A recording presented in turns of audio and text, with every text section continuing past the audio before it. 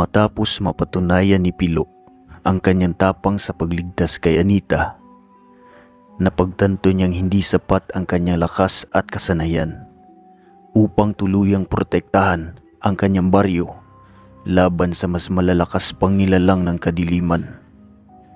Nais niyang palakasin pa ang kanyang sarili dahilan upang magdesisyon siyang hanapin ang isang sinaunang kapangyarihan, ang mutya ng batong bantilis. Ayon sa matatanda, ang batong ito ay may kapangyarihang gawing di matabla ng itak at sibat ang sinumang magmamayari nito. Subalit hindi basta-basta ang pagkuha nito. Ayon sa alamat, ito ay matagpuan sa loob ng isang batong buhay sa tuktok ng bundok Bantilis. At kung sinong makapasa sa tatlong mga mahihirap na pagsubok ay siyang hihiranging tunay na mandirigma na mapagkalooban ng kapangyarihan ng batong Bantilis. Bago umakyat ng bundok, pinayuhan si Pilo ng kanyang lolo Andres na humingi ng gabay mula kay Apo Matandang Selo, isang ermitanyo at dating baylan na sinasabing nagbabantay sa landas patungo sa batong mutya ng Bantilis. Naglakbay si Pilo ng 3 araw patungo sa kinaroroonan ni Apo Matandang Selo. Sa isang yungib sa gilid ng bundok, doon niya natagpuan ang matandang nakaupo sa isang bilog na batong kulay pula na parang nagbabaga. "Batang magsasaka, ano ang pakay mo dito?" Tanong ng matanda habang binabasa ang kanyang muka. "Gusto ko pong makuha ang mutya ng batong Bantilis upang maprotektahan ang aking baryo," sagot ni Pilo. Humagikhik ng tawa ang matanda. "Maraming mandirigma na ang nagtangkang kunin ng mutya, ngunit karamihan sa kanila'y nabigo. Isa na rito ay ang iyong lolo Andres. Ang kapangyarihan nito ay hindi basta-basta na ibinibigay. Dapat mo munang lampasan ang 3 pagsubok." "Ano pong mga pagsubok iyon?" Narito ang mga pagsubok. Ang unang pagsubok ay ang pagsubok ng katawan upang patunayan ang iyong lakas. Ang ikalawa ay pagsubok ng isipan upang ipakita ang iyong katalinuhan. At ang pangatlo ay ang pagsubok ng espiritu upang subukin ang iyong tapang at diwa. Nagpasya si Pilo na harapin ang 3 pagsubok.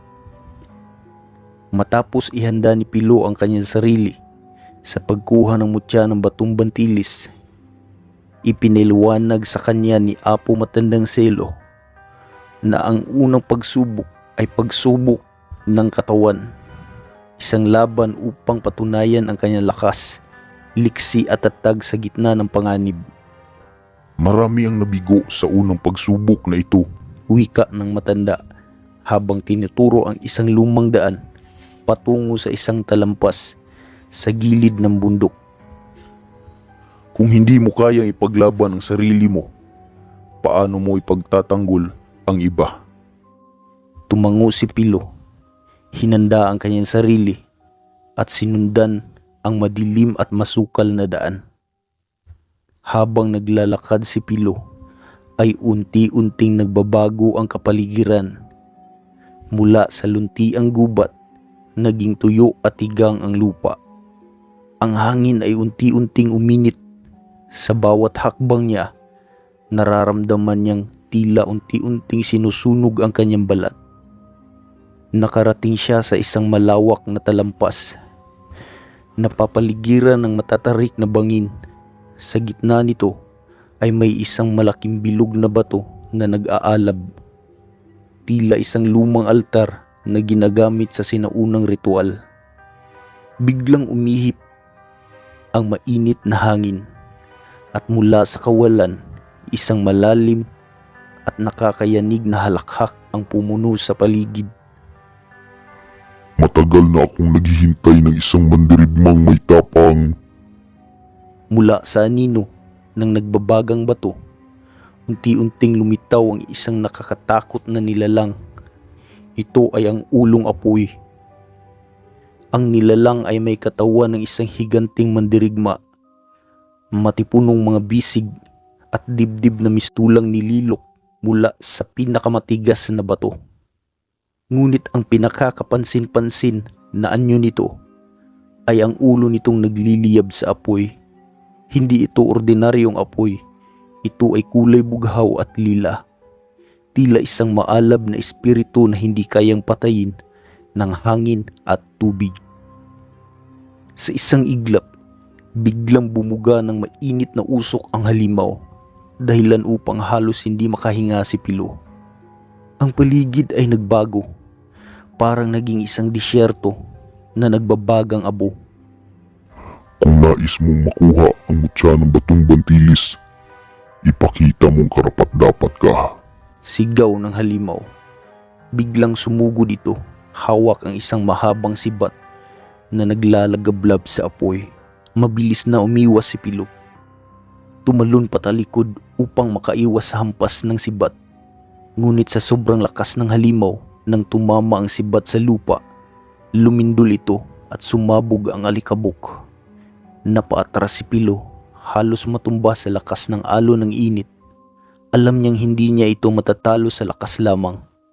Kinailangan niyang gumamit ng bilis at diskarte. Nang muling umaatake ang halimaw, lumundag si Pilo sa gilid, umiwas sa napakabilis na galaw ng sibat. Ngunit sa pangalawang atake, nahagip ang kanyang braso. Napaso siya ng nagliliyab na sandata, dahilan upang mapangiwi siya sa sakit. Masyado kang mabagal, batang mandirigma. Sigaw ng halimaw, muling sumugod ng walang humpay. Napansin ni Pilo na mabigat ang kilos ng halimaw, bagamat malakas ito. Bumagal ito tuwing umaatake ng malakas. Sa halip na lumaban ng harapan, sinubukan niyang pagurin ito. Sa bawat atake ng halimaw, umiwas si Pilo ng bahagya, gamit ang kanyang liksi at bilis upang hindi matamaan. Hinayaan niyang sumuntok at humampas ang nilalang ng paulit-ulit habang siya ay gumagalaw papalayo. Lumipas ang ilang minuto at napansin niyang bumabagal ang kilos ng halimaw. Hingal na hingal ito at ang apoy sa ulo nito ay bahagyang humina. Ngayon na ang aking pagkakataon, bulong ni Pilo sa sarili.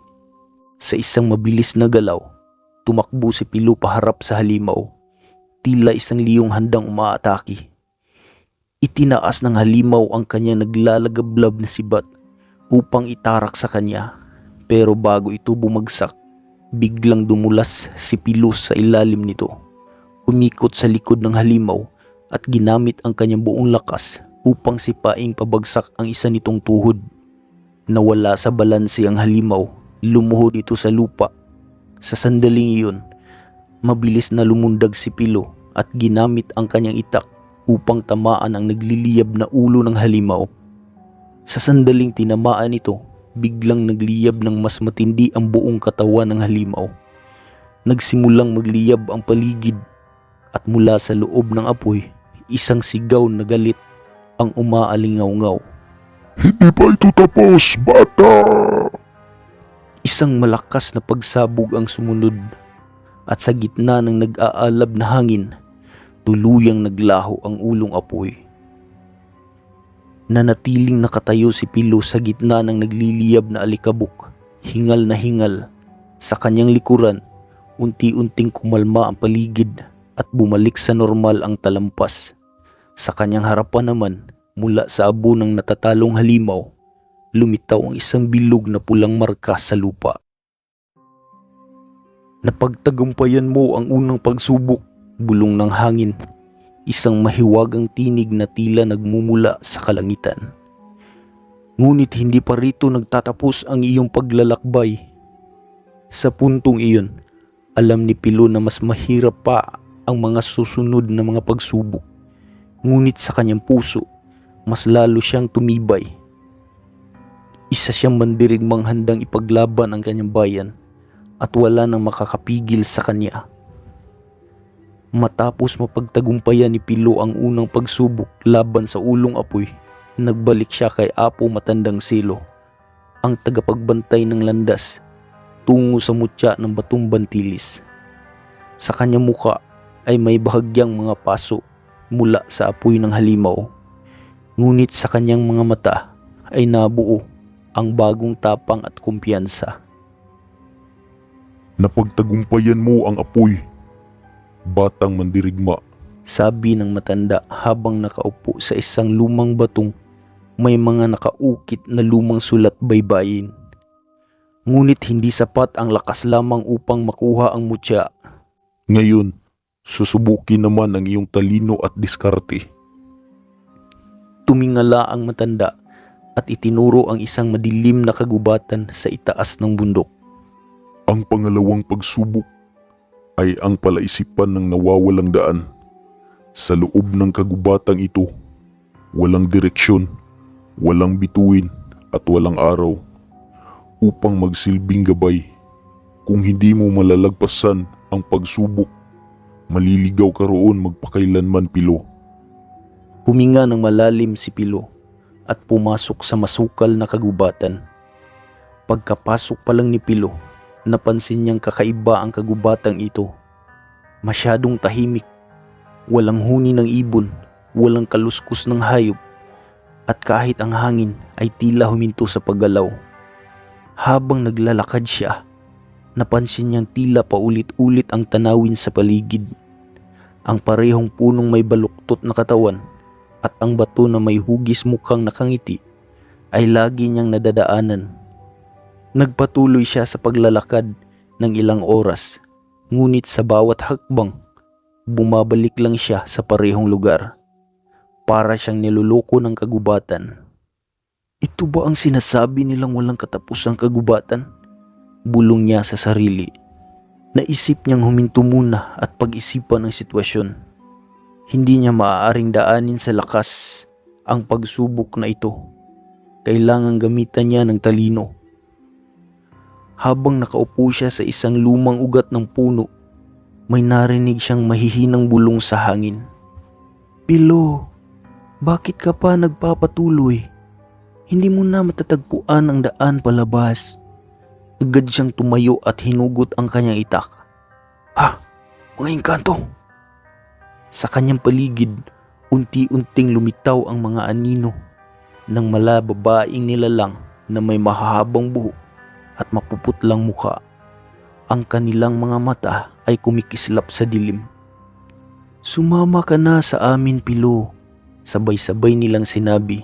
Ang kanilang mga boses ay tila alon ng hangin na pumapalibot sa kanya. Napansin niyang dahan-dahan siyang inaakit ng mga nilalang papunta sa isang madilim na bahagi ng gubat, kung saan ang lupa ay kulay uling at walang tumutubong mga halaman. Kung susunod ako sa kanila, malamang ito na ang aking katapusan, bulong niya sa sarili. Naisip niyang maaaring isang ilusyon lamang ang kagubatang ito, nilikha upang iligaw ang sinumang sumubok makapasa sa pagsubok. Naalala ni Pilo ang payo ng kanyang lolo. Kung sakaling maligaw ka sa isang kagubatan na nilikha ng engkanto, huwag kang magtiwala sa iyong paningin. Hanapin mo ang tubig, dahil ang tubig ay hindi kailanman nagsisinungaling. Mabilis niyang hinanap ang lupa at sinubukang damhin kung may nararamdamang malamig at mamamasa-masang bahagi. Nahanap niya ang isang maliit na kanal ng tubig na bahagyang dumadaloy sa lupa. Kung may tubig, may direksyon itong tinutuntun, naisip niya. Sinundan niya ang maliit na kanal, hindi pinapansin ang mga bulong ng engkanto na pilit siyang nililigaw.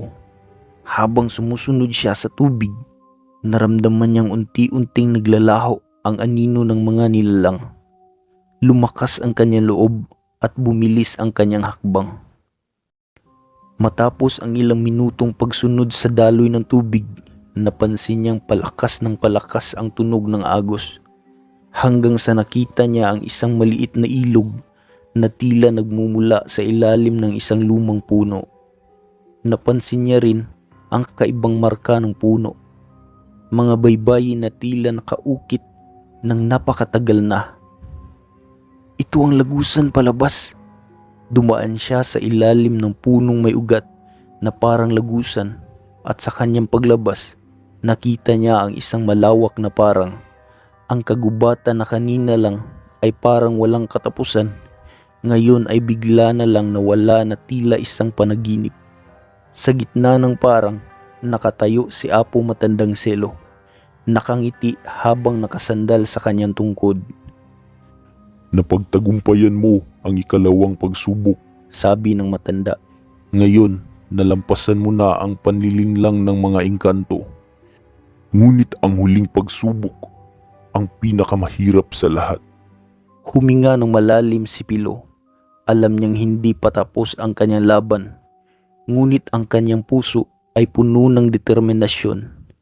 Handa na siyang harapin ang ikatlong pagsubok, ang pagsubok ng espiritu. Matapos mapagtagumpayan ni Pilo ang unang pagsubok ng katawan at ang ikalawang pagsubok ng isip, dinala siya ni Apo Matandang Selo sa isang mataas na talampas na tanaw ang buong kabundukan. Malayo sa ibaba, kita niya ang mga nayon na ipinangako niyang protektahan. Ang huling pagsubok ay hindi isang laban ng lakas o talino. Wika ng matanda. Ito ay isang laban sa iyong sarili. Ang pagsubok ng espiritu, ang husga kung tunay kang karapat-dapat sa mutya ng batong bantilis. Tumingin si Pilo sa matanda, puno ng determinasyon. Ano ang kailangan kong gawin? Tanong niya. Ngumiti si Apo Matandang Selo at itinaas ang kanyang kamay.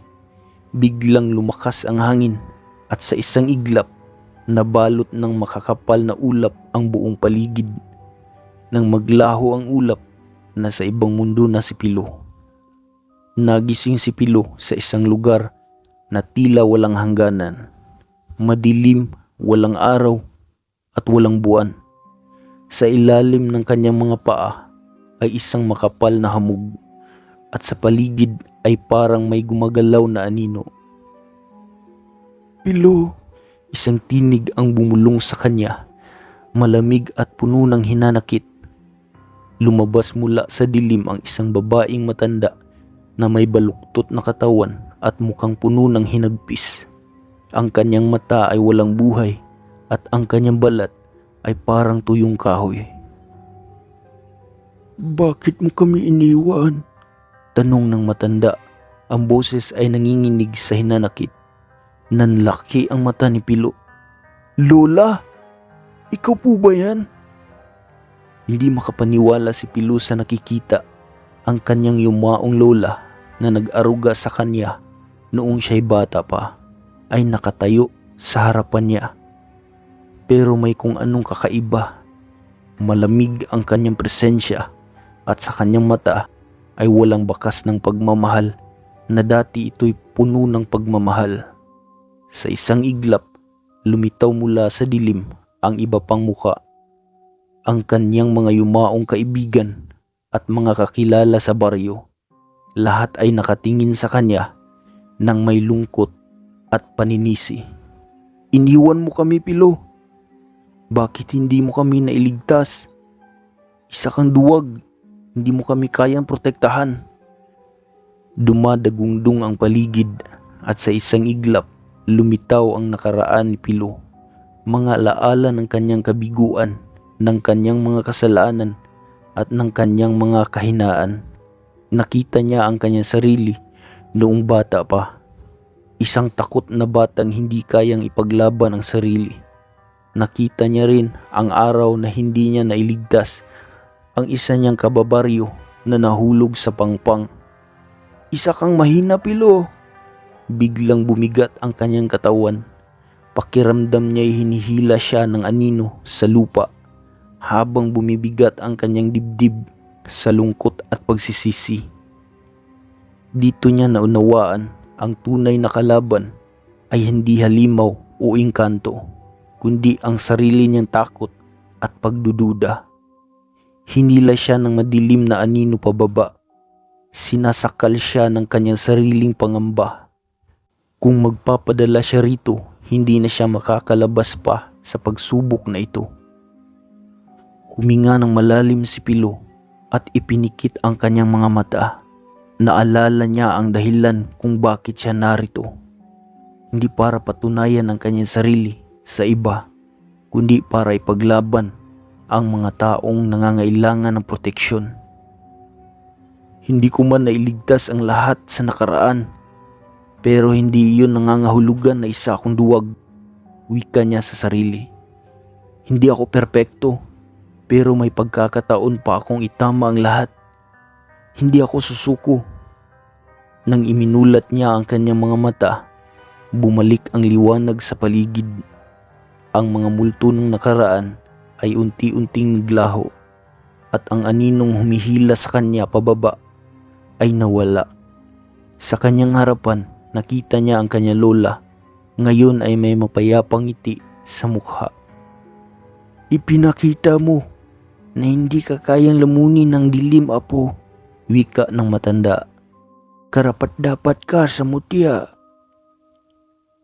Sa isang iglap, bumalik si Pilo sa talampas. Ang ulap ay naglaho at sa kanyang harapan, nakatayo si Apo Matandang Selo. Hawak ang isang bilog na bato. Hawak ang isang bilog na batong tila kumikislap sa liwanag ng araw. Naipasa mo ang pagsubok ng espiritu at dahil dito, ikaw ay karapat-dapat sa mutya ng batong bantilis. Ibinigay ng matanda kay Pilo ang mutya at naramdaman niyang may mainit na enerhiyang dumadaloy sa kanyang katawan. Mula ngayon, hindi na siya matatablan ng itak at sibat. Ngunit higit pa sa kapangyarihang pisikal, napagtanto ni Pilo na ang tunay na lakas ay ang paninindigan sa harap ng takot at ang paniniwalang kaya niyang ipaglaban ang kanyang bayan, anuman ang kanyang nakaraan.